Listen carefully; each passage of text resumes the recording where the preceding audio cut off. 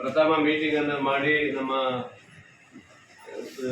ಇವರು ಆಶ್ರಯ ಸದಸ್ಯರಿಗೂ ಸಹ ಸನ್ಮಾನ ಮಾಡೋ ಮೂಲಕ ಇವತ್ತು ಮೀಟಿಂಗನ್ನು ಶುರು ಮಾಡಿದ್ದೀವಿ. ಇವತ್ತು ತಹಶೀಲ್ದಾರರು, ನಾಗಪ್ಪದವರು ಮತ್ತು ಸಂಬಂಧಪಟ್ಟ ಅಧಿಕಾರಿಗಳು ಏನು ಬಂದಿದ್ದಾರೆ ಅವರಲ್ಲಿ ನಾವು ಕೆಲವೊಂದು ಜಾಗಗಳಿಗೆ ಎಲ್ಲೆಲ್ಲಿ ಜಾಗ ಇದೆ ಆಶ್ರಯ ಕಮಿಟಿ ಕೊಡಲಿಕ್ಕೆ ನಾವು ಈಗಾಗಲೇ ಕೆಲವು ಜಾಗವನ್ನು ಪ್ರಸ್ತಾವನೆ ಮಾಡಿದ್ದೀವಿ. ಮತ್ತು ಕೆಲವು ರೂರಲ್ ಭಾಗದಲ್ಲಿ ಅಂದರೆ ನಮ್ಮ ಸಿಟಿಯ ಪಕ್ಕದಲ್ಲಿರುವಂಥ ಅಟ್ಯಾಚ್ ಇರುವಂಥ ಈ ಕಲ್ಮನೆ ಇರ್ಬೋದು, ಈ ಕಡೆ ಭೀಮನೇರಿ ಪಂಚಾಯತಿ ಇರ್ಬೋದು, ಅಥವಾ ಈ ಕಡೆ ಕಲ್ಸೆ ಪಂಚಾಯತಿ ಇರ್ಬೋದು, ಅಥವಾ ಮಂಕಾಳೆ ಪಂಚಾಯತಿ, ಈ ಥರ ಪಂಚಾಯತಿ ವ್ಯಾಪ್ತಿಯಲ್ಲೂ ಸಹ ಕೆಲವೊಂದು ನಿವೇಶನಗಳು ಜಾಗ ಇರೋದ್ರಿಂದ ಅಲ್ಲಿಯೂ ಸಹ ತಗೊಳ್ಬೇಕು ಅನ್ನೋದೊಂದು ನಮ್ಮೆಲ್ಲ ಚರ್ಚೆ ಮಾಡಿದ್ದೀವಿ. ಒಟ್ಟಿನಲ್ಲಿ ಬಡವರಿಗೆ ವೆಂಕಟೇಶ್ವರ ಹೇಳ್ತಾ ಇದ್ರು ನಾವೆಲ್ಲ ಸೇರಿ ಮಾಡಬೇಕು, ಅವ್ರಿಗೆ ಬಡವರಿಗೆ ಸಿಗಬೇಕು ಅಂತ ಹೇಳಿ. ಹಿಂದೆ 2000 ಅರ್ಜಿ ಬಂದಿದೆ. ಅರ್ಜಿಗೆ ಏನಾದ್ರು ತಾತ್ಕಾಲಿಕ ಬಗ್ಗೆ ನಾವು ಕೊಡಬೇಕಂತ ಇದೆ. ಅದಕ್ಕಿಂತ ಹೆಚ್ಚಾಗಿ ಈಗ ಈ ಗ್ರೂಪ್ ಮನೆ ಅಂತ ಮಾಡೋಕ್ಕೂ ಈ ಸರ್ಕಾರ ಆದೇಶ ಮಾಡಿದ್ದಾರೆ. ಅಂದರೆ ಜಾಗ ಸಾಕಾಗಲ್ಲ ಅಂತ ಹೇಳಿದ್ರೆ ಗ್ರೂಪ್ ಮನೆ ಕೊಡೋಕ್ಕೆ, ಅಂದರೆ 1+1 ಮನೆಗಳು ಬರ್ತಾವಲ್ಲ, ಆ ಥರ 20+ ಮನೆಗಳು ಕೊಡಲಿಕ್ಕೆ ಅವಕಾಶ ಇದೆ. ಅದಕ್ಕೂ ಕೊಡಲಿಕ್ಕೆ ಅವಕಾಶ ಇದೆ. ಈಗ ಅದನ್ನು ಸಹ ಪ್ಲ್ಯಾನ್ ಮಾಡಿದ್ವಿ. ಒಂದು ವೇಳೆ ಜಾಗ ಕಮ್ಮಿ ಇದ್ದರೆ ಆ ಥರ ಮಾಡೋದು, ಜಾಗ ಜಾಸ್ತಿ ಇದ್ದರೆ ಈ ಥರ ಮಾಡಬೇಕಂತ ಇದೆ. ಮತ್ತು ರೂರಲ್ ಭಾಗದಲ್ಲಿ ಏನವರು ಜಾಗ ಕೊಟ್ಟರೆ ಪಂಚಾಯತ್ಗೆ 40%, ನಾವೊಂದು 60% ತಗೊಂಡು ಮಾಡಬೇಕು ಅನ್ನೋದು ನಾವು ತೀರ್ಮಾನ ಮಾಡಿರ್ತೀವಿ. ಅಂದರೆ ಅವರಿಗೂ ಮನೆ ಕೊಟ್ಟಂಗೆ ಇರಬೇಕು, ಆ ಭಾಗದವರಿಗೂ ಜಾಗ ಸಿಕ್ಕಂಗೆ ಆಗುತ್ತೆ, ಮತ್ತು ಆ ಭಾಗದವರಿಗೂ ಸಿಗಬೇಕು, ಮತ್ತು ಸಿಟಿಯವರಿಗೂ ಸಿಗುವ ರೀತಿಯಲ್ಲಿ ನಾವೇ ಅಭಿವೃದ್ಧಿ ಮಾಡೋದು. ಅವರೇನು ಅಭಿವೃದ್ಧಿ ಮಾಡೋದಿಲ್ಲ, ನಾವೇ ಅಭಿವೃದ್ಧಿ ಮಾಡಿ ಅವ್ರಿಗೆ ಕೊಡಲಿಕ್ಕೂ ವ್ಯವಸ್ಥೆ ಇದೆ. ಹಾಗಾಗಿ ನಾನು ಮತ್ತೊಂದು ಮೀಟಿಂಗ್ ಕರಿತೀನಿ. ಸದ್ಯದಲ್ಲಿ ಸ್ಥಳೀಯ ಗ್ರಾಮ ಪಂಚಾಯತಿ PDAಗಳು, RAಗಳು, ಅಲ್ಲಿ ಸಂಬಂಧಪಟ್ಟವರು, AC ಅವರು, ತಹಸೀಲ್ದಾರರು ಮತ್ತು ನಾಗಪ್ಪದವರು, ನಮ್ಮ ಎಲ್ಲ ಅಧಿಕಾರಿಗಳು ಈಗ ಮತ್ತೊಂದು ಇಲ್ಲಿ ಯಾವುದಾದ್ರು ನಿಮ್ಮ ಗಮನಕ್ಕೆ ಬಂದರೆ ಕೆಲವು ಇದೇನು ಜಾಗ ಇದ್ದರೆ ತೋರಿಸ್ಕೊಡಿ ಅಂತ ಹೇಳ್ತೀವಿ. ಒಟ್ಟಿನಲ್ಲಿ ಬಡವರಿಗಾಗಿ ಇವತ್ತು ಸದಸ್ಯರೆಲ್ಲ ಈಗ ಮುಕ್ಕೂರ್ ಸಾಹೇಬರು ಹಳಬರಿದ್ದಾರೆ, ಹಿಂದೆ ಅವ್ರು ಕೊಟ್ಟಿದ್ದಾರೆ. ಹಿಂದೆ ಅವ್ರ ಕಾಲದಲ್ಲಿ ಕಾಗೋಡು ಸಾಹೇಬರು ಇದ್ದಂಥ ಸಂದರ್ಭದಲ್ಲಿ ಅವರು ಹಕ್ಕುಪತ್ರವನ್ನು ಕೊಟ್ಟಿದ್ದಾರೆ. ಅವರಿಗೆಲ್ಲ ಮಾಹಿತಿ ಚೆನ್ನಾಗಿದೆ, ಏನು ಮಾಡಬೇಕು ಏನಂತ ಅವರಿಗೂ ಗೊತ್ತಿದೆ. ಅವರು ಸಹ ಅದ್ರ ಬಗ್ಗೆ ಹೆಚ್ಚು ಕಾಳಜಿ ಇರೋದ್ರಿಂದ ಅವ್ರನ್ನೇ ಮಾಡಿದ್ದೀವಿ. ಎಲ್ಲ ಇವರಿಗೂ ಕೊಟ್ಟಿದ್ದೀವಿ, ಸಮರ್ಥವಾಗಿ ಕೆಲಸ ಮಾಡೋರಿಗೆ ಕೊಟ್ಟಿದ್ದೀವಿ. ನಾನು ಇರ್ತೀನಿ, ಅದಕ್ಕೆ ಇವ್ರ ಆಫೀಸಲ್ಲಿ ಇವತ್ತಿಂದ ಉದ್ಘಾಟನೆ ಆಗಿದೆ. ಇವತ್ತಿಂದ ಕೂತ್ಕೊಳ್ತಾರೆ, ಏನೇನು ಆಗಬೇಕು ಚರ್ಚೆ ಮಾಡಿ ಎಲ್ಲೆಲ್ಲಿ ಜಾಗ ಇದೆ ಅದನ್ನು ನೋಡಿ ಮುಂದಿನ ನಾವು ಆಶ್ರಯವನ್ನು ಸೈಟ್ ಕೊಡಲಿಕ್ಕೆ ಆಶ್ರಯ ಸೈಟ್ ಕೊಡೋದು ಒಂದು ಕಡೆ ಆಯ್ತು. ಆದರೆ ನಿವೇಶನ ರೈತರ ಪಟ್ಟಿಯನ್ನು ಸಮೀಕ್ಷೆ ಮಾಡಿ ತೆಗಿಬೇಕಾಗ್ತದೆ.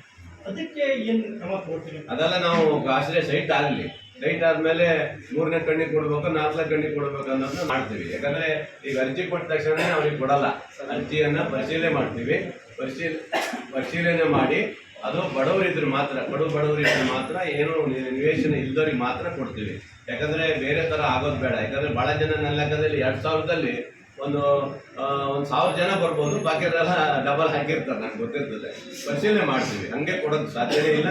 ನಮ್ಮ ಇವರು ಮತ್ತು ನಮ್ಮ ನಗರಸಭೆಯವರು ನಾವು ಅರ್ಜಿಯನ್ನು ಪರಿಶೀಲನೆ ಮಾಡಿ ಅವ್ರು ಎಲ್ಲಿದ್ದಾರೆ ಅಲ್ಲಿ ಹೋಗಿ ನೋಡಿ ಅದೆಲ್ಲ ಪರಿಸ್ಥಿತಿ ನೋಡೇ ಕೊಡ್ತೀವಿ. ಅವ್ರು ಏನು ಇಲ್ಲದಂಥವ್ರು ಇದ್ರು ಮಾತ್ರ ಕೊಡಲಿಕ್ಕೆ ಅವಕಾಶ ಇದೆ. ಬಡ ಪತ್ರಿಕೆ ಹಿಂದೆನೇ ಕೊಟ್ಟಿದ್ದೀವಿ, ಮತ್ತು ಕೊಡ್ಲಿಕ್ಕೆ ಅವಕಾಶ ಇದೆ, ಕೊಡ್ತೀವಿ. ಅದು ಸಪ್ರೇಟ್, ಅದು ನಿಮಗೆ ಇದಕ್ಕೂ ಸಂಬಂಧ ಇಲ್ಲ, ಇದರಲ್ಲಿ ಬರಲ್ಲ. ನಿಮಗೆ ಏನಿದ್ರು ಪತ್ರಿಕಾ ಇವರಿಗೆ ವರದಿಗಾರರಿಗೆ ಈಗಾಗಲೇ ಒಂದ್ಸರಿ ನಿವೇಶನವನ್ನು ನಾವು ಕೊಟ್ಟಿದ್ದೀವಿ. ಸುಮಾರು 20-22 ಜನ ತೆಗೆದುಕೊಂಡಿದ್ದಾರೆ. ಮತ್ತೆ ನಿಮ್ಮ ಪತ್ರಿಕೆಯವರೇ ನನಗೆ ಅರ್ಜಿ ಕೊಟ್ಟಿದ್ದಾರೆ, ಮತ್ತೊಂದಿಷ್ಟು ಜನರಿಗೆ ಕೊಡಬೇಕಂತ ಹೇಳಿದ್ದಾರೆ. ಮಂಕಾಳೆ ಜಾಗದಲ್ಲಿ ಈಗಾಗಲೇ ಅದಕ್ಕೂ ಸಹ ಜಾಗ ಬೇಕು ಅಂತ ನಾವು ಹೇಳ್ತಾ ಇದ್ದೀವಿ. ಆವಾಗ ಯಾವ ಪತ್ರಿಕೆಯವರಿಗೆ ಇವತ್ತು ಬರಲಿಲ್ಲ ಅವ್ರಿಗೆ ಕೊಡೋಕ್ಕೆ ಅವಕಾಶ ಇದೆ. ಮತ್ತು ಸರ್ಕಾರವೂ ಸಹ ಪತ್ರಿಕೆಯವರಿಗೆ ಈ ಸರಿ ಅನುದಾನವನ್ನು ಜಾಸ್ತಿ ಮಾಡಿದ್ದಾರೆ. ಇವರಿಗೆ ಹೆಚ್ಚುವರಿಯಾಗಿ ಪತ್ರಿಕೆಯವರಿಗೆ ಗೌರವಧನವನ್ನು ಜಾಸ್ತಿ ಮಾಡಿದ್ದಾರೆ, ಅದನ್ನು ಅವ್ರಿಗೆ ಕೊಟ್ಟಿದ್ದೀವಿ. ಅಂದರೆ ಪತ್ರಿಕೆಯ ಅವರ ಏನು ಪಾಪ ಕಷ್ಟಗಳನ್ನೆಲ್ಲ ಸರ್ಕಾರ ಇವತ್ತು ಕೊಟ್ಟಿದ್ದಾರಲ್ಲ, ಅದು ಒಂದು ನಿಮಗೆ ಸಿಕ್ಕಿದೆ. ಜೊತೆಗೆ ಸೈಟ್ ಕೊಡೋದು ಮುಂದೆ ನೋಡೋದು. ಫಸ್ಟ್ ಬಡವರ ಸೈಟು, ಆಮೇಲೆ ಪತ್ರಿಕೆಯ ಸೈಟ್, ಸರಿನಾ? Thank you. ಮತ್ತೆ ಮೂರನೇ ಕಣ್ಣು ಪತ್ರಿಕೆಗೆಲ್ಲ ಬಂದಿದೆ. ನಾವು ಹಿಂದೆ ಕೊಟ್ಟಿರುವಂಥ ಡೂಪ್ಲಿಕೇಟ್ ಸರ್ಟಿಫಿಕೇಟ್ ಕೊಟ್ಟಿದ್ದಾರೆ ಅಂತ ಹೇಳ್ತಾರೆ. ಅವೆಲ್ಲ ಏನು ನನ್ನ ಗಮನಕ್ಕೆ ಬಂದಿದೆ. ಈಗಾಗಲೇ ಲೋಕಾಯುಕ್ತಕ್ಕೂ ಸಹ ಅದೆಲ್ಲ ಹೋಗಿದೆ. ಈಗ ಮುಂದೆ ಏನು ಹಿಂದೆ ಯಾರು ಮಾಡಿದಾರೋ ನನಗೆ ಗೊತ್ತಿಲ್ಲ. ನಾವಂತೂ ನಮ್ಮ ಕಾಲದಲ್ಲಿ ಯಾವುದು ಅದು ನನಗೆ ಗೊತ್ತೇ ಇಲ್ಲ, ಅದು ಯಾವುದು ನನಗೆ ಮಾಹಿತಿ ಇಲ್ಲ. ಆಧಾರ ಏನಾದ್ರು ಬಂದರೆ ಯಾರು ಮುಲಾಯಿ ತೊಡಲ್ಲ. ನನ್ನ ಕಡೆ ಇರ್ಬೋದು, ಇನ್ನೊಬ್ರ ಕಡೆ ಇರ್ಬೋದು ಅನ್ನೋ ಪ್ರಶ್ನೆ ಇಲ್ಲ. ಇಲ್ಲಿ ಯಾರನ್ನೂ ಹುಡುಗೋಂಥ ಪ್ರಶ್ನೆ ಇಲ್ಲ. ಯಾರು ಮಾಡಿದ್ರೆ ನಾವು ಆ ಥರ ಬಿಡೋದಿಲ್ಲ. ನನ್ನ ಹತ್ರ ಆ ಥರ ಇಲ್ಲ. ಒತ್ತುವರಿ ಜಾಗನೂ ಬಿಡೋಕ್ಕೆ ಸಾಧ್ಯವೇ ಇಲ್ಲ. ಅದರಿಂದ ಕ್ರಮ ತಗೊಳ್ತೀವಿ. ಕಮಿಷನರ್ ಪರ್ಟಿಕ್ಯುಲರ್ ಹೇಳ್ತೀನಿ, ನೀವೇ ಬೋರ್ಡ್ ಹಾಕಿದ್ರಿ, ನೀವೇ ಕಮಿಷನ್, ನೀವೇ ಆಮೇಲೆ ಸರ್ ಗೋಪಾಲ್ ಬಿ ಖಾತೆದು ಸರ್ ಸ್ವಲ್ಪ ಹೇಳ್ಬಿಡಿ, ಬಿ ಖಾತೆ ಹೇಳ್ಬಿಡಿ. ಬಿ ಖಾತೆ ನಮ್ಮ ರಾಜ್ಯ ಸರ್ಕಾರದ ಬಹಳ ವರ್ಷದಿಂದ ಇದ್ದಂಥ ಏನು ಬಹಳ ಬಡ ಜನರಿಗೆ ಹಕ್ಕುಪತ್ರ ಸಿಗಲಿಲ್ಲ. ಇವತ್ತು ರಾಜ್ಯ ಸರ್ಕಾರ ಮೊನ್ನೆ ಅಸೆಂಬ್ಲಿಯಲ್ಲಿ ಒಂದು ನಿರ್ಣಯ ತಗೊಂಡ್ರು. ನಮ್ಮ ಸನ್ಮಾನ್ಯ ಮುಖ್ಯಮಂತ್ರಿಗಳು ಈ ಭಾಗದ ಇಡೀ ರಾಜ್ಯದ ಜನರಿಗೆ ಸಿಗಬೇಕು ಅನ್ನೋ ಉದ್ದೇಶದಿಂದ ಏನು ಬಿ ಖಾತೆ ಅಭಿಯಾನವನ್ನು ಶುರು ಮಾಡಿದರು. ನಿಜವಾಗ್ಲೂ ಇದೊಂದು ದೊಡ್ಡ ಸಾಧನೆ ಅಂತ ಹೇಳ್ಬೋದು ಇವತ್ತು. ಯಾಕಂದರೆ ಸಾಗರದಲ್ಲಿ ಸುಮಾರು 4-5 ಸಾವಿರ ಜನರಿಗೆ ಹಕ್ಕುಪತ್ರ ಸಿಗುತ್ತೆ.